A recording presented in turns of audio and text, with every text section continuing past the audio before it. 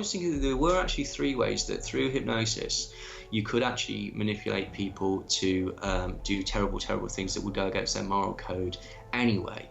The first thing would be to reframe the action. So if you were able to hypnotize somebody and get them to imagine that they were shooting a water pistol, or alternatively shooting a real pistol at a target, then they might do that. They would feel perfectly comfortable and justified in shooting at a target, only later for you to reveal that that target was a real person.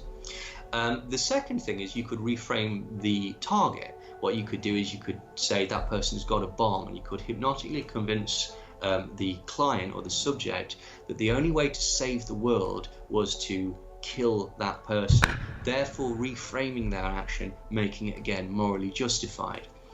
The third way that a hypnotist could manipulate somebody, and this is incredibly controversial and would require an incredibly devious mind, would be to install such a sense of rapport and trust in your client that you would convince them that anything that you told them to do would be in your best interests, because they know you ultimately have their best interests at heart.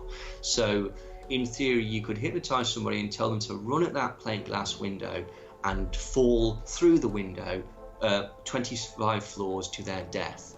Now, they know that you, as their hypnotist, they trust you so much that they know that although this looks like certain death, there's something else going on. And so they will blindly run and throw themselves through that window on the assumption that you, as a caring person, had something else in mind, which is an incredibly manipulative and devious way of doing it.